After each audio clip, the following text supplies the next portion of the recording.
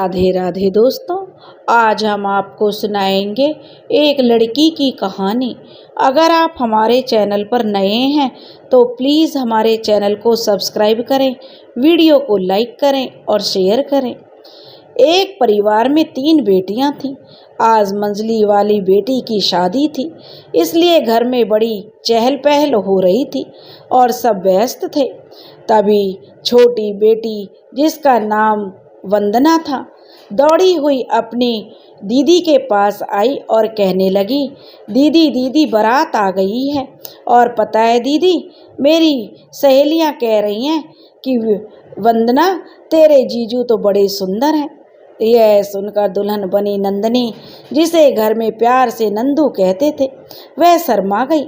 तभी उसकी बड़ी बहन गीतांजलि ने आवाज़ दी, अरे वंदना, ऊपर क्या कर रही है? यहाँ आकर देख, जरा ईशु रो रही है। इतना सुनकर वंदना अपनी दीदी की बेटी ईशु को चुप कराने चली गई।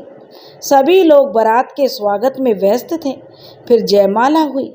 शादी में आए लोग जहाँ नंदनी और नीरज की जोड़ी कोई बलाएं ले रहे थे, वहीं नीरज की भाभी रूपा की सुंदरता की भी तारीफ कर रहे थे, जो हर रस्मों में अपने देवर के आसपास ही थी। नीरज के भैया नवल की तबीयत ठीक नहीं थी, इस कारण वो शादी में नहीं आ पाए थे। पर रूपा अपने पति को छोड़ देवर की शादी की जिम्मेदारी निभा रही थी। उसका अपने देवर के प्रति झुकाव सभी की समझ में आ रहा था। सभी उन्हें लक्ष्मण और सीता की उपमा दे रहे थे। सारी रस्में पूरी होकर विदाई की घड़ी आ गई। रायपुर के संपन्न व्यापारी की बेटी, सारे सुखों में पली नंदनी के विवाह में माता पिता ने कोई कमी नहीं रखी थी। 3 बहनों में मंझली नंदू देखने में सबसे सुंदर और गुणवती थी। विवाह योग्य होने पर कई जगह बात चली, पर संपन्न पिता उन घरों को देखकर संतुष्ट नहीं हुए, इसलिए वाराणसी के एक धनी परिवार में उनको अपनी बेटी का भविष्य सुखद दिखाई दिया। नीरज भी आकर्षक था, ज़्यादा बात नहीं करता था। औपचारिक देखना दिखाना करके रिश्ता तय कर दिया गया। सबने कहा भी कि इतनी दूर शादी क्यों कर रहे हो, परंतु सबको समझा दिया गया कि संयोग तो विवाह का वहीं का है और 15 दिनों के कम समय में ही विवाह भी संपन्न हो गया। परिवार और रिश्तेदारों ने व्याकुल मन से अपनी लाडली नंदू को विदा किया। मन में ढेर सारे सपने और उमंगे लिए हुए नंदू अपने साजन के घर के लिए विदा होकर चल पड़ी। मैरिज हॉल से 20 मिनट का रास्ता तय करके एक बड़ी सी हवेली के सामने कार रुकी, जहां नंदू की सास ने गृह प्रवेश करवाया और अन्य रस्मों के बाद वह सब रिश्तेदारों से घिरी हुई थी और नीरज आराम करने के लिए चला गया। थोड़ी देर बाद नंदू की जेठानी रूपा उसे आराम करने के लिए एक कमरे में ले गई। शाम को मुंह दिखाई के लिए तैयार रहने को बोलकर रूपा भी चली गई। सब अपने कामों में व्यस्त थे। उसने सुबह के बाद से नीरज को देखना तो दूर, उसकी आवाज़ भी नहीं सुनी थी। नंदू उसे माता पिता और अपनी दीदी जीतू और वंदना और दीदी की बेटी जो ईशु थी उसकी याद आ रही थी, लेकिन थकान होने के कारण नंदू की आंख लग गई। शाम को फंक्शन की तैयारी का शोर था। नीरज की जो दूर की बहन थी, जब उसको नंदू को तैयार किया तो आईने में खुद को देखकर ही नंदू शर्मा गई। कॉलोनी की सब महिलाएं आ चुकी थीं। सब उसकी सास से जो नंदू की सुंदरता की तारीफ़ें कर रही थीं। उसकी आंखें तो लेकिन नीरज को ढूंढ रही थीं। नंदू ने तो नीरज को अभी तक देखा ही नहीं था और न ही वो उसे कहीं नज़र आ रहा था। वो अपनी जेठानी रूपा से नीरज के बारे में जानना चाहती थी, पर वो भी उसे शाम से कहीं दिखाई नहीं दी थी, इसलिए वह बेचारी औरतों से घिरी हुई किसी से कुछ कह भी नहीं रही थी। समय बीता, सब मेहमान और रिश्तेदार विदा होने लगे और नंदनी आज अपनी सुहाग सेज पर बैठी हुई अपने पति का इंतजार कर रही थी। वह नीरज के बारे में ज़्यादा नहीं जानती थी। उसे समय ही कहाँ मिला था नीरज के बारे में जानने के लिए। रात गहरी हो रही थी पर इंतजार खत्म नहीं हो रहा था। बेचैन मन से जो नंदनी आज पूरे दिन के बारे में सोचने लगी। पूरा दिन किसी ने ज़्यादा बात नंदू से नहीं की थी। शायद सभी इतने सारे मेहमानों का ध्यान रखने में व्यस्त थे। रात के 1 बज गए जब उसे अनजानी सी घबराहट होने लगी। तभी बाहर कुछ गिरने की आवाज़ आई। वो उठकर धीरे से दरवाजे के पास आई और संकोच से जो बाहर नहीं गई, पर कोई आहट मिलने पर उसने धीरे से दरवाज़ा खोलकर देखा तो सब जगह अंधेरा था। नीचे हॉल गलियारे में छोटी सी लाइट जल रही थी। शायद सब सो गए थे, पर नीरज कहाँ है, वह सोच रही थी। और यही सोचते हुए अपने कमरे में जाने के लिए पलटी तो उसे अपनी जेठानी रूपा के खिलखिलाने की आवाज़ आई। जो उसके साथ ही जो उसने सुना तो उसके बाद उसके कदम अपने आप ही उस आवाज़ की दिशा में बढ़ गए जिधर से उसकी जेठानी रूपा की आवाज़ आ रही थी। रूपा के हंसने के साथ साथ नीरज की हंसी भी उसके साथ सुनाई दी तो नंदनी के कदम अपने आप ही उस आवाज़ की तरफ बढ़ गए थे। दरवाजे के पास पहुंचने पर उसे रूपा की बातें सुनाई दी। रूपा नीरज से कह रही थी, जाओ जाओ, तुम्हारी नई नवेली दुल्हन तुम्हारी राह देख रही होगी। नीरज कह रहा था, मेरी दुल्हन तो तुम ही हो रूपा, तुम्हें पता है ना, ये शादी मेरी मजबूरी है। जैसे ही नीरज के ये शब्द नंदू के कानों में पड़े, उसके पैरों के नीचे मानो जमीन खिसक गई। वो गिरने ही वाली थी, तभी उसने खिड़की का सहारा लिया। उसे महसूस हुआ खिड़की खुली थी। उसने खुद को संभालते हुए उसने धीरे से अंदर झांका तो रूपा गाउन पहने हुए पलंग पर बैठी थी और नीरज उसकी गोद में सिर रखे उसके बालों से खेल रहा था। और देखते ही देखते नीरज और रूपा को वह और ज़्यादा नहीं देख सकी। अब नंदनी में और शक्ति नहीं बची थी कि वह उनको देखे। वो वहीं नीचे बैठ गई। उसका मन हुआ कि वो ज़ोर ज़ोर से चीखे, नीरज से पूछे कि क्यों मेरी ज़िंदगी बर्बाद की तुमने, मेरा कसूर क्या था, क्यों उसे माँ पापा की याद आ रही थी, क्यों रो रही थी कि इसने मेरी ज़िंदगी क्यों खराब की। अब ऐसे उसमें उसे अपने माता पिता की याद सता रही थी। अब नंदू का मन हुआ अभी ही कॉल करके उसको नीरज का घिनौना सच अपने माता पिता को बता दे, पर उसने खुद को रोक लिया। वो अंदर तक दुखी हुई थी जैसे उसके अंदर कुछ टूटा हो। उसे ऐसे धोखे की उम्मीद नहीं थी। आंसुओं से भीगे चेहरे और टूटे हुए दिल के साथ नंदू ने एक फैसला लिया और दृढ़ संकल्प के साथ अपने कमरे की तरफ चली गई। सुबह होने को थी, पर बीती हुई रात नंदनी के जीवन में ना खत्म होने वाला अंधेरा छोड़ गई थी। आज उसके चचेरे भाई और जीजाजी 15 दिनों के लिए लिवाने आने वाले थे, क्योंकि उसके अपना कोई सगा भाई नहीं था। वे 3 बहनें थीं। बोझिल मन से नंदू नहा धोकर तैयार हुई। उसने एक हल्की सी साड़ी पहनी और श्रृंगार उसे चुभ रहा था। मांग में सिंदूर भरते समय उसका दिल रो रहा था कि आखिर नीरज ने उसके साथ ऐसा क्यों किया। अब नंदू ने निश्चय किया कि वो इस झूठे रिश्ते को नहीं निभाएगी, इस धोखे और अपमान को नहीं सहेगी। उसने अपना सामान रोते रोते पैक किया और अपनी बड़ी बहन को फ़ोन करके सारी बात कहने की हिम्मत जुटाई रही थी कि दरवाजे पर दस्तक हुई। रूपा चाय लिए कमरे में आई और बोली, कैसी रात रही देवरानी जी। नंदू से अब सहा नहीं गया। उसने मोबाइल साइड में रखा और रूपा से कहा, जिसका पति उसकी भाभी के साथ रात गुजार रहा हो, उसकी रात कैसी हो सकती है। रूपा को इस बात का बिल्कुल अंदाजा नहीं था कि नंदू को एक रात में ही सब पता चल जाएगा। तो रूपा कहने लगी, ये क्या अनाप शनाप बोल रही हो? खुद को मासूम बनाते हुए रूपा ने कहा।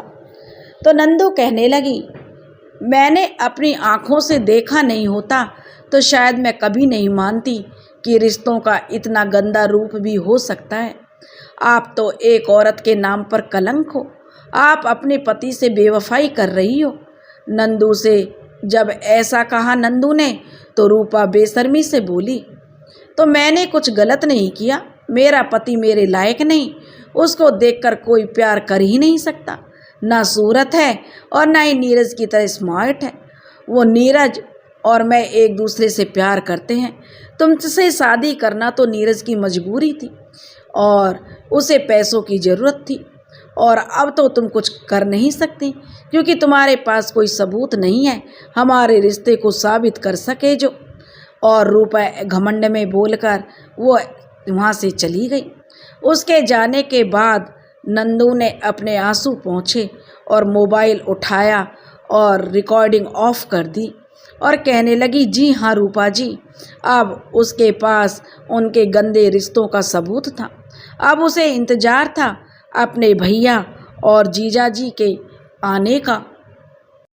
नंदिनी अपने कमरे में रुआसी सी बैठी थी। तभी उसे दो छोटे छोटे हाथ अपनी आंखों पर महसूस हुए और मीठी सी आवाज़ आई, बताओ मौसी कौन हूँ। ईसु की आवाज़ सुनकर इतनी तकलीफ में भी नंदू के चेहरे पर मुस्कुराहट आ गई। उसने ईसु को प्यार से गोदी में उठा लिया और ईसु से उसे पता चला कि जीजाजी और भैया के साथ गीतांजलि दीदी भी आई हैं। यह जानकर अब नंदिनी की हिम्मत बढ़ी। नंदिनी ने ईसु को गोदी में उठाया और बाहर आ गई जहाँ सब बैठे थे। रूपा बेशर्मी से सबके साथ मेलजोल और आबो भगत का नाटक कर रही थी। नंदिनी को बड़ी हैरानी हुई कि कुछ लोग किस हद तक दोहरा चरित्र निभा सकते हैं। नीरज और उसके भाई किसी काम से बाहर गए थे।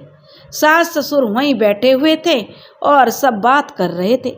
जैसे ही गीतांजलि की नज़र अपनी बहन नंदिनी पर पड़ी, वो उठी और नंदिनी को गले लगा लिया। कुछ मिनट बाद दोनों बहनें अलग हुईं। गीतांजलि ने भावुकता से नंदिनी के सिर पर हाथ फेरा। फिर नंदिनी अपने कमरे में चली गई और गीतांजलि को भी जो फ़ोन आ गया कि वो एकांत में आ जाए। तब तक नीरज लौट आई थी। कुछ देर बाद गीतांजलि जब बात करके आई तो उसके चेहरे पर गुस्सा साफ दिख रहा था। उसने अपने पति से कहा कि अब हमें नंदू को लेकर चलना चाहिए। तो नीरज की माँ ने कहा, बेटा इतनी जल्दी, कोई परेशानी है क्या? तो ईसु के पापा ने भी कहा कि अचानक क्या हुआ गीतांजलि? गीतांजलि बोली, कुछ नहीं, सब कुछ ठीक नहीं है बसंत जी, यहाँ कुछ भी ठीक नहीं है। मेरी बहन के साथ धोखा हुआ है। गीतांजलि ने बहुत ज़ोर से, जो गीतांजलि को रोना आ गया।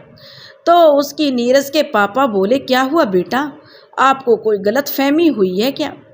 तो गीतांजलि ने कहा, क्या गलत हुआ ये तो आप अपनी बहू रूपा से और अपने बेटे नीरज से पूछिए, जिन्होंने देवर भाभी के रिश्ते को अपवित्र कर दिया है।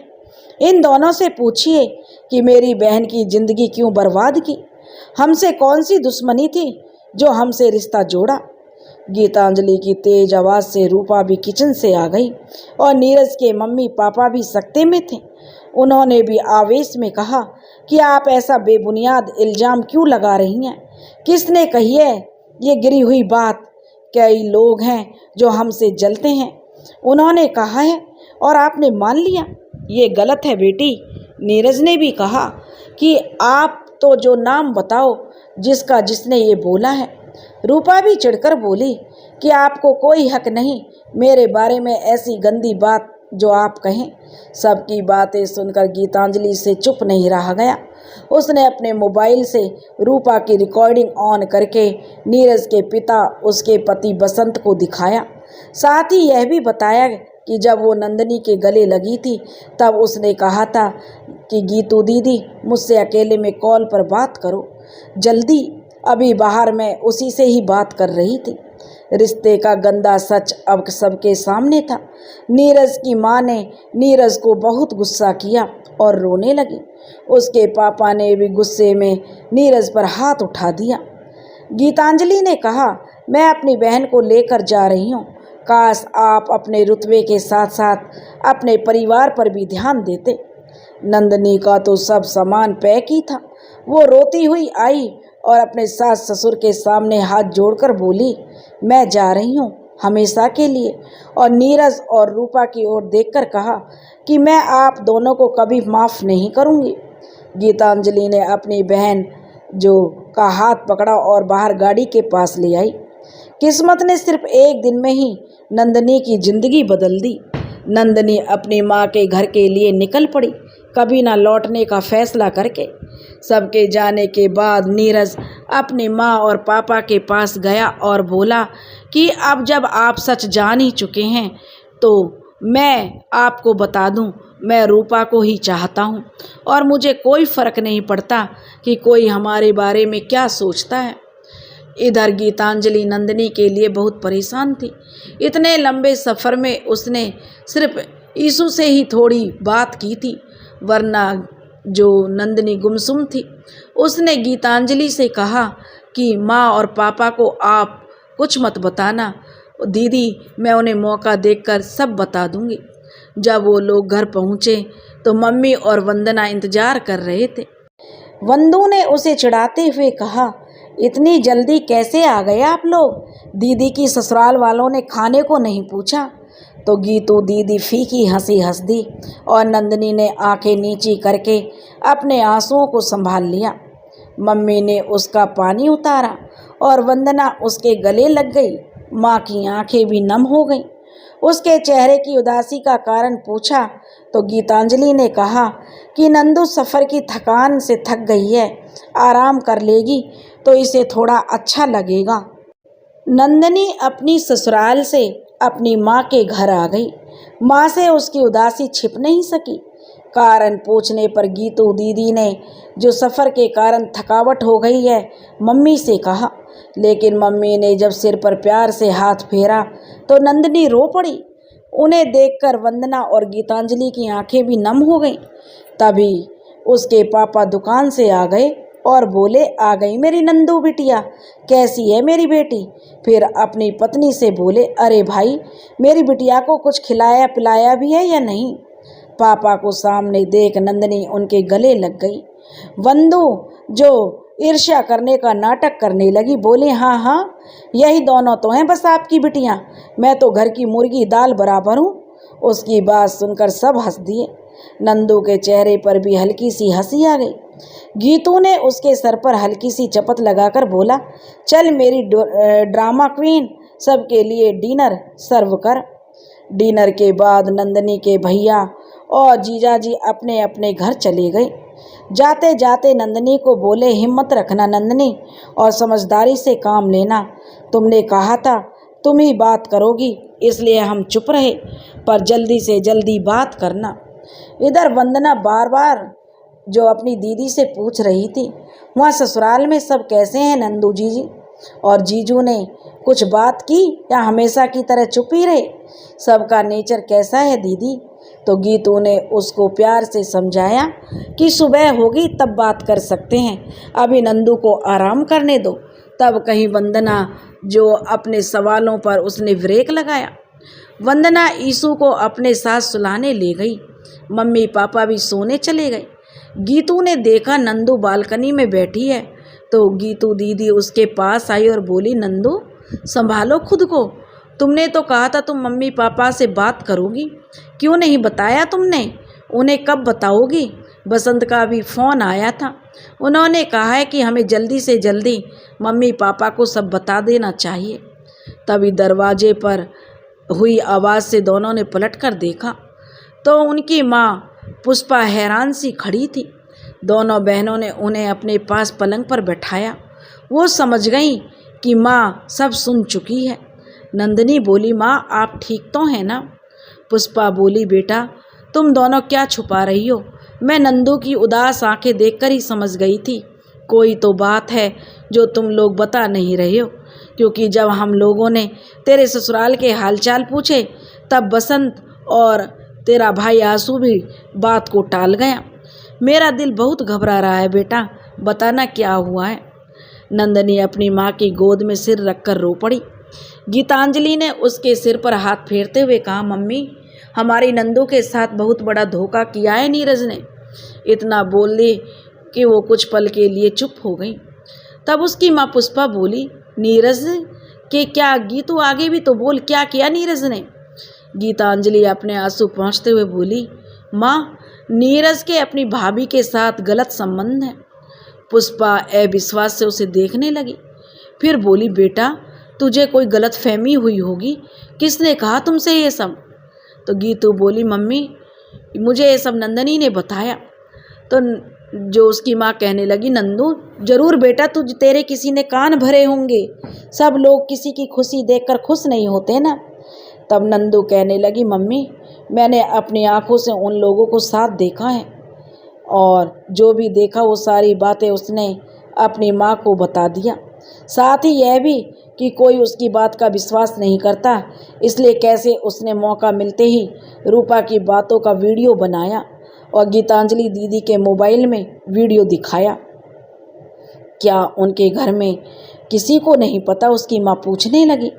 तो नंदनी में नहीं में सिर हिला दिया। पुष्पा बोली, बेटा, हमसे भूल हो गई, नीरज को परखने में, हमें माफ़ कर दे बेटी। और कहकर उसकी माँ रोने लगी।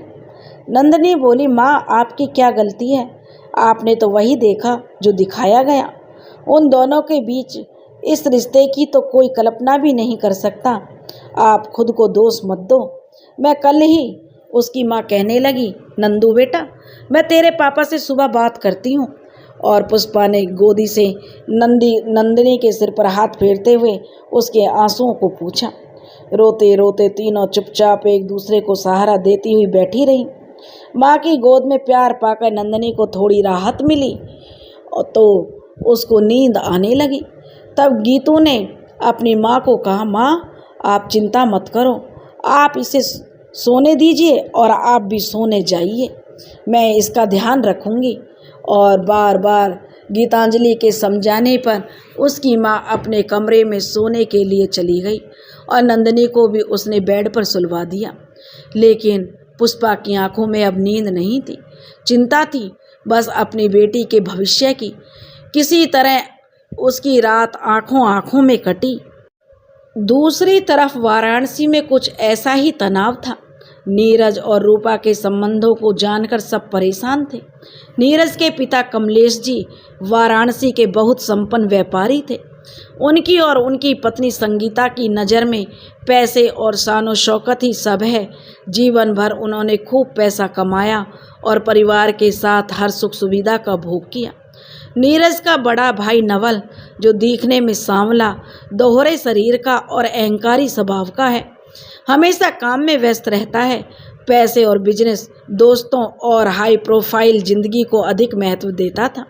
2 साल पहले रूपा के साथ उसकी शादी हुई, पर दोनों में कभी प्रेम नहीं उपज सका। एक तरफ रूपा शुरू से ही अपने रूप में मद थी, उसे अपनी जोड़ी नवल के साथ नहीं जमती थी। वहीं दूसरी तरफ नवल का पैसों का मद और अहंकारी स्वभाव दोनों को एक दूसरे से शिकायत ही रहती थी। धीरे धीरे दोनों का रिश्ता बस नाम का रह गया। रूपा के पिता का देहांत उसकी शादी से पहले हो चुका था और शादी के 5 माह बाद माँ भी चल बसी। उसके मायके में कोई अन्य रिश्तेदार भी नहीं था। नवल की शादी के समय नीरज पढ़ाई के लिए विदेश में था और इम्तिहान के कारण सिर्फ 2 दिन के लिए आ पाया था। लगभग 8 महीने बाद जब नीरज आया, तब जब छत पर रूपा को बाल सुखाते देखा तो देखता रह गया। उसे रूपा की जो फोटो देखी थी वह उससे कहीं ज़्यादा सुंदर थी। वो उसे भाभी नहीं बल्कि ब्यूटीफुल लेडी कहकर बुलाता था। रूपा को धीरे धीरे नीरज का साथ भाने लगा। कहीं जाना होता तो वह नीरज के साथ ही जाती। नीरज भी जान नहीं पाया कि कब वह रूपा के मोह पास में बंधता चला गया। और एक बार जब संयोगवश दोनों घर में अकेले थे, उस रात बारिश की बूंदों के साथ उनकी मर्यादा भी बह गई। गलत रिश्तों का सिलसिला बन गया। नीरज तो नंदिनी से शादी नहीं करना चाहता था, पर सबको ये रिश्ता बहुत पसंद आया था। रूपा नहीं चाहती थी कि शादी हो, पर नीरज ने उसे अपने प्यार पर भरोसा दिलाया तो रूपा मान गई थी। रूपा और नीरज को नहीं पता था कि उनका सच इतनी जल्दी सबके सामने आएगा, और वो भी सबूत के साथ। पर इतने के बाद भी उनको कोई पछतावा या कोई लाज शर्म नहीं थी। नीरज ने अपने माता पिता से कह दिया कि मुझे कोई फर्क नहीं पड़ता नंदिनी के होने या नहीं होने से, मैं रूपा के साथ रहना चाहता हूँ। जब नवल को इस सच की जानकारी हुई तो उसने बहुत नफरत से रूपा को देखा और चिढ़कर कहा, तेरे कारण शायद अब नंदिनी लौट के नहीं आएगी। सोसाइटी में क्या इज्जत रह जाएगी हमारी। और नीरज, तूने भी यह सब करने से पहले नहीं सोचा? पिताजी की ओर देखकर बोला था नवल। आप पिताजी, आप इन दोनों को घर से निकाल दीजिए। बहुत बहस हुई इस बारे में, पर नीरज और रूपा का साथ दोनों एक दूसरे के साथ रहने के लिए अड़े रहे। उधर नंदिनी के पापा के घर में सुबह नहाकर पूजा अर्चना के बाद नंदिनी के पापा रविकांत जी नाश्ता कर रहे थे। नटखट ईसु और चंचल वंदना सबके साथ मस्ती कर रही थी। आज साप्ताहिक अवकाश होने के कारण उन्हें कोई जल्दी नहीं थी और अपना दिन वो परिवार के साथ बिता रहे थे। नाश्ते के बाद उन्होंने अपनी पत्नी पुष्पा से कहा, पुष्पा, क्या बात है, नंदू बिटिया कुछ ज़्यादा ही चुप है। मुझे लगा था कि सफ़र की थकान है, पर उसने आज भी कुछ नहीं खाया, जबकि मैंने उसकी पसंदीदा शाहू की जलेबी मंगवाई थी। बात क्या है, जरा उससे पूछो। ससुराल में किसी ने कुछ कहा क्या? वैसे तो अपनी नंदू शयानी है, फिर भी उसे समझाइए कि थोड़ा समय लगता है ससुराल में सबसे मिलने में और तालमेल बैठाने में, आपसी समझ बनाने में। फिर रूपा बिटिया के रूप में उसे बड़ी बहन जो मिल गई है। पुष्पा बोली, जी मुझे आपसे कुछ बहुत ज़रूरी बात करनी है नीरज के बारे में। जब पुष्पा ने ऐसा कहा तो रविकांत जी ने सवालिया नज़रों से अपनी पत्नी की तरफ देखा। पुष्पा जी कहने लगी, ये शादी नीरज की पसंद से नहीं हुई है जी। नीरज और रूपा। फिर उन्होंने नंदिनी से हुई सारी बातों और वीडियो की रिकॉर्डिंग के बारे में बताया, जिससे रविकांत जी व्याकुल हो गए।